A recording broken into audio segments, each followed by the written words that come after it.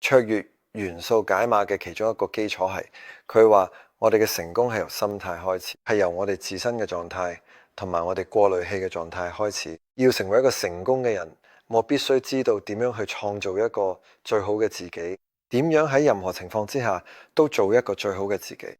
喺 SFM 入邊咧，我哋會話呢樣嘢係源自一種特定嘅狀態特質，我哋稱之為 COACH 狀態。喺英文入邊 COACH 呢5個字母代表咗5種重要嘅特質。第一樣係要保持中心，特別係喺你自己入邊。我哋會話特別係喺腹部中心。第二樣係要開放，對各種可能性開放，去睇到其他嘅機會。我哋話要開放去接受，要開放去付出。第3種特質呢，係要警覺、覺察、清醒，對自己亦對周圍嘅事物，我哋團隊、市場同組織。第4係要連結，同自己連結，同我所有嘅智慧連結，包括理智、情感、直覺同身體智慧，仲要同我哋所講嘅呢個更大嘅系統，或者叫更大嘅整體連結。最後，我以韌性、足智多謀、好奇心同創造力去承載住呢一切。要進入呢個 COACH 狀態有好多方法，而我最常用嘅其中一個方法就係邀請大家去揾出中心。因為保持中心聽落好抽象，但係其實係一個好具體嘅概念。從字面上，當我哋處於身體中心，就係頭頂同腳底之間嘅一半位置，即係所謂嘅腹部中心，亦即係丹田。佢唔單止係身體中心，仲係能量中心，係力量嘅中心。而家要揾到嗰個中心，你可以做一啲練習。我哋做一啲簡單嘅動作啦，好似咁。如果我將雙手交叉，我好似中心喺邊度？就喺呢度附近，係咪？我可以揾到我哋中心。有時想再主動咁，我哋會話試下將你嘅手踭碰到膝頭，好似咁。係啦，我要咁做。如果我做呢個動作，一定要圍繞住身體中心先可以揾到平衡。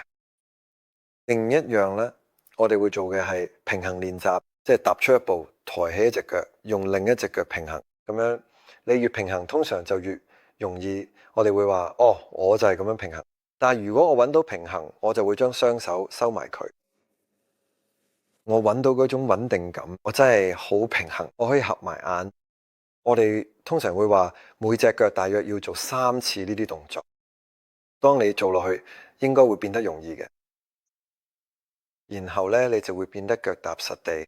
但而家我哋話要打開，我哋想打開呢度，我哋用手指包住手指公，你稍為用力握住手指公，吸氣，屈膝，好似向下踩入大地膽。然後我哋向天空打開，腳尖踩地，保持平衡。之後我哋重複做3次。而家呢啲練習唔單止係為咗身體，仲係為咗心靈，為咗心態。我正喺度打開自己。咁最後呢，我哋仲會做一個叫做 COACH 狀態嘅太極。其實好簡單，就係對住自己講一啲說話，然後用一種好慢、好專注嘅方式去做動作，就好似打太極打。但我哋會話，你知啦，我正喺度尋找中心，我已經定咗落嚟。咁我係開放嘅，我好警覺、清醒、有覺知，我係有連結嘅，或者我正喺度連結緊。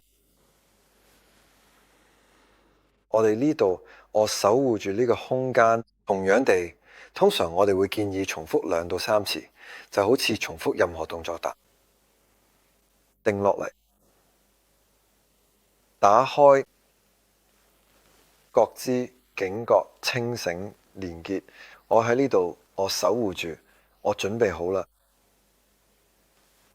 慢慢咁樣尋找中心，緩緩咁打開，覺醒。連結活咗當下，準備就緒。咁另外，我哋亦都建議隨時去做，因為一旦你進入咗嗰種狀態，開始變得活躍同人互動呢，就會有好多干擾啊。我哋話 COACH 狀態嘅相反就係所謂嘅 CRASH，即係我變得收縮或者反應過度，陷入咗分析嚟嘅，或者同自己或者他人隔絕咗，唔係守護住，而係變得有敵意。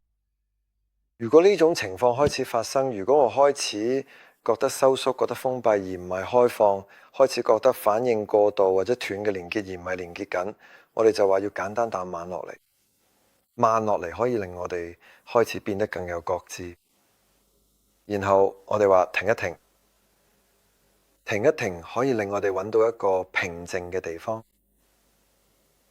我哋話呼吸，呼吸可以令我哋打開，然後定落嚟。所以每當我需要返去 COACH 狀態嘅時候，慢落嚟，停一停，呼吸，定落嚟。咁樣呢啲嘢唔係做一次就得，而係一種練習。你要重複做多幾次，等佢變成一種自動潛意識嘅技能同覺察，等你可以隨時隨地都做到。咁你會發現，當你學識更加多，佢以呢種教練狀態去生活呢，所有嘢都會變得更好。你真係呢個就係重點，你真係可以開始以最好嘅自己去面對任何情況，無論係幾咁有挑戰性或者困難。當然啦，仲有把握機會能夠運用你所有嘅資源同最好嘅自己去好好利用呢啲機會。所以，我希望呢個練習可以幫到你，以最好嘅自己去過更多嘅生活。